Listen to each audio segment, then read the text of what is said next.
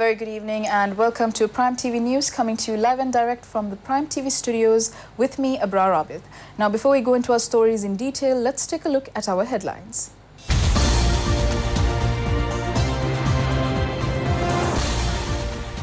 President says a strong battle against drugs is needed for a prosperous country. Prime Minister refers to preparations for a new era. Gazette issued declaring railways an essential service. UNP opposes the death penalty. Anwar Senanaika is served indictments with regard to Tajuddin's murder. US Democratic presidential candidates clash on immigration.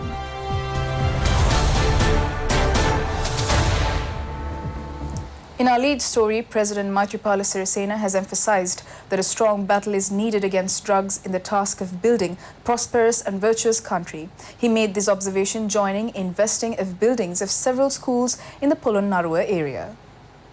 The President joined in the opening of the new two-storied classroom building of the Bembiveva Mahavidyalaya in Polonnaruwa. The construction of the building took place under the Pibidemu Polonnaruwa District Development Program. The labour contribution has been made by the army. The expenditure incurred on the building, which has all facilities, was 17.6 million rupees. On arrival, the President received a very warm welcome from the students. By opening the building, unveiling the plaque, the President undertook an inspection visit to the building. The President thereafter joined in the opening of a building with 6 classrooms of the Polonnaruwa Ilukveva Junior School. It was constructed at a cost of 10.6 million rupees. Labour contribution for the building came from the Sri Lanka Air Force. School children warmly greeted the President. He also planted a sapling in the school premises.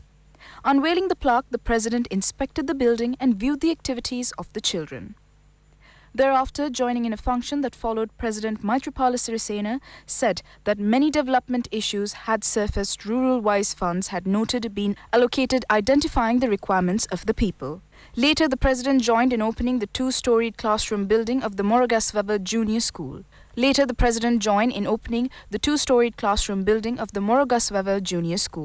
The children accorded a warm welcome on the President's arrival. He also planted a sapling marking the occasion. The expenditure incurred on the two-storied classroom building was 7 million rupees. Later, the President opened a new two-storied building with 6 classrooms built at the Kadavallavava Junior School. The expenditure incurred was 13.8 million rupees. Many parliamentarians of the area joined in these ceremonies. 9 new buses were added to service on expressways today. These buses had been imported from China. The event took place under the patronage of Prime Minister Ranil Wickremesinghe.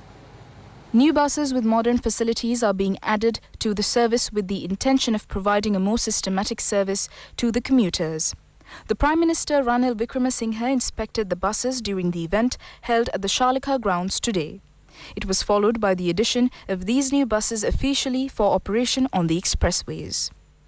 Expressing his views on the occasion, Minister Arjuna Ranatunga said that action had been taken to import 200 buses with high standards. The minister said that the public have deviated from using public transport due to the existing shortcomings in the service. The conditions of buses as well as trains had not been improved for a period of more than 30 years.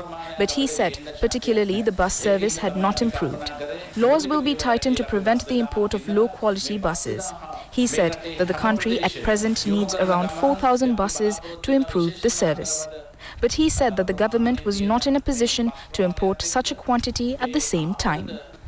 It was for this reason that they have planned to initially import 2,000 buses. He added that through this program they intended to improve the bus service. Addressing the event, State Minister Ashok Abesinghe said that a notable feature is the import of these buses by the SLTB for cash. Each bus costs 18.1 million rupees. 153 million rupees had been spent on the import of these buses. He said that the workers of the Sri Lanka Transport Board were rendering a service on minimum facilities.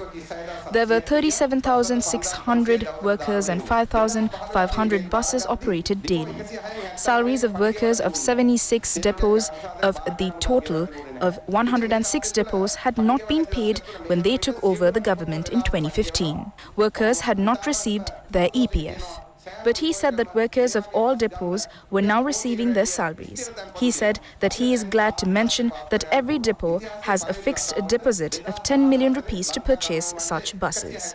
State Minister Ashok Abesingha revealed that for the first time in history that SLTB had earned 161,800 million rupees in the year 2018.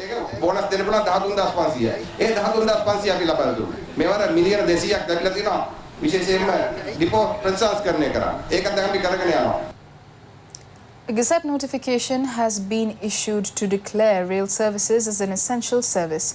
The Gazette had been signed by President Secretary Udaya R. Saniviratna upon the instructions of the President today. The Gazette noted that the move had been done in line with the Essential Public Services Act No. 61 of 1979. Accordingly to the Gazette, all required services for the functioning of the railway system must take place without any interruption. Meanwhile, railway employees are preparing to stage another strike with effect from midnight tonight. However, it has been emphasized that strike action cannot be launched as the railway service has been made an essential service. Railway commuters claim it is unjust to cause hindrance to them with the intention of winning their demands. Meanwhile, the Ministry of Transport and Civil Aviation has taken a decision to recruit retired railway workers under the declaration of the railways as an essential service. Accordingly, retired locomotive drivers, railway guards, station masters, signal inspectors and track inspectors are to be absorbed into service. The ministry said that a function to recruit them will be held at the Shalika Hall tomorrow. In more local news, the United National Party has emphasized that it was not at all in agreement for the implementation of death penalty within the country. The United National Party has underscored neither the party nor the government would give its consent for the implementation of the death penalty in the country. The United National Party said that the late President J.R. Jayawardena had taken a policy not to enforce the death penalty in the country. It pointed out that it still remained in this stance. Not only United National Party leaders such as Ranasinghe Premadasa and D.B. Vijayatunga, but even former President Chandrika Bandaranaike Kumaratunga remained in this stance. The United National Party said that the national government for good governance expressed its agreement in the year 2016 not to enforce the death penalty. Meanwhile, at a news conference in Temple Trees today, Deputy Minister Nalin Bandara also expressed views with respect to the death penalty. Minister Patali Champika Ranawaka has said that an independent legal network should be implemented before implementing the death penalty. South African President Cyril Ramaphosa has arrived in the island on a short visit. On arrival at the Katunaika International Airport, the South African president was extended a warm welcome at the special terminal by Prime Minister Ranil Wickremesinghe. The South African President Ramaphosa arrived in the island in between an official tour. Both the leaders had a special discussion. Special attention was drawn to free shipping in the Indian and Pacific Ocean zone and with respect to safeguarding peace. Discussions also centered on the new development projects mooted in Sri Lanka. Expressing concern over the Easter terror attacks in the island, the South African president discussed the future measures taken in this respect. The South African president was accompanied by a 20-member delegation. Present on the occasion was Minister Arjuna Ranatunga.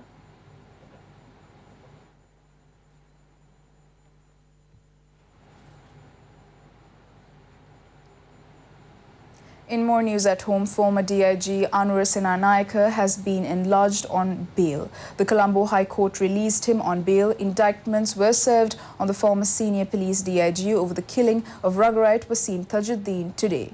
The order was given when the case with respect to the charge of concealing information on the murder of Wasim Tajuddin was taken up for hearing today. High Court Judge Wikum Kalwarachi issued this order of releasing him on a cash bail of 1 million rupees and 2 sureties of 2 million rupees. Indictments have been filed by the Attorney General over this incident and he appeared in court based on the notices issued on him. Indictments were served on the defendants in courts today. The court banned him from foreign travel. He was also warned of refraining from impressing upon witnesses. The judge warned that he would be remanded if he breached the bail conditions. The case was postponed until the 23rd of October. The Attorney General filed a case against him in the High Court under Clause 198 of the Criminal Code with respect to concealing evidence with respect to the murder of Wasim Tajuddin and giving false information. Many island-wide programs are being implemented today in view of the Drugs Prevention Week. Today has been allocated for the special programs mooted by the security sectors. The National Drug Prevention Week is operative from the 23rd of this month, and in the past few days it was successfully in progress.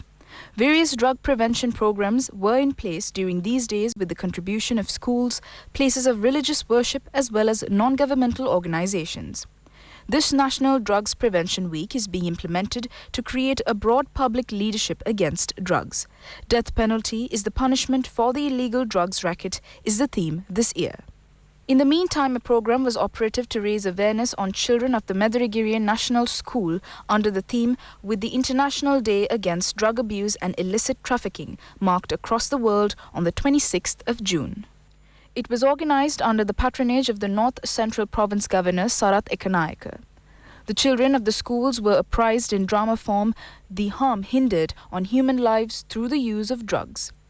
In the meantime, the President also expressed views at a function on the prevention of drugs held in Polonnaruwa yesterday.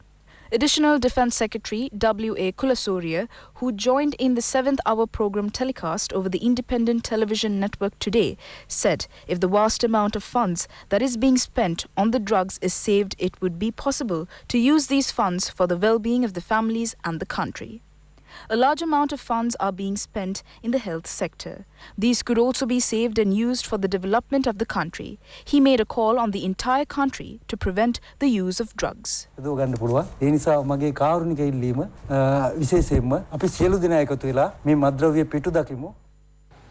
Minister Rajitha Senaratne has called on the Prime Minister to take initiatives to suspend the issue of permits for the import of Chinese cigarettes. The Board of Directors of the National Authority on Tobacco and Alcohol, including its chairman Palitha Abekun, has informed the Health Minister that they would resign if the import of Chinese cigarettes continue. Minister Rajitha Senaratne has said that the Prime Minister is unaware of this incident and called on him to immediately direct his attention to this matter. The Health Minister has further pointed out that the permit for the import of these cigarettes for Chinese labourers in the country was to be given to an alcohol producer.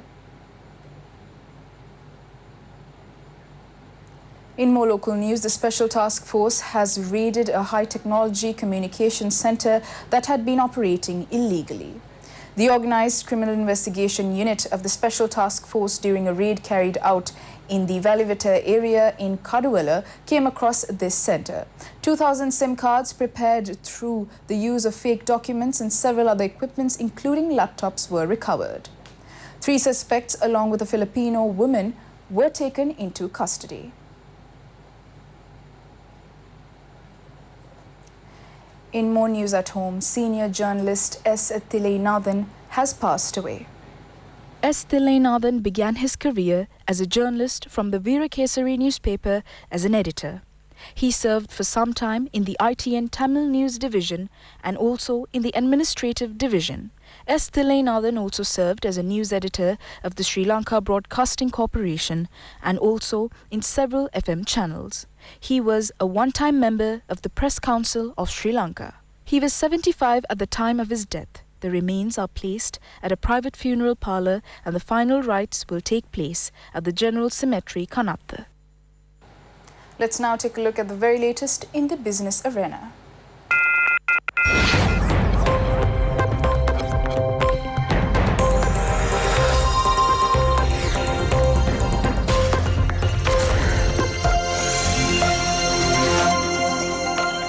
The World Bank approved a $310 million loan to reduce and mitigate flood risks in the lower Kalani Basin in Colombo and improve weather forecasting and early warning systems across Sri Lanka. The Climate Resilience Multi-Phase Programmatic Approach project is the first of a three-phase investment program totaling $774 million and to be implemented over 8 years. Sri Lanka ranked second among countries most affected by extreme weather events in 2017 and is expected to see a 1.2% annual GDP loss by 2050 due to climate change. Floods impacted around 14 million people between 2010 and 2018, and droughts affected about 12 million people.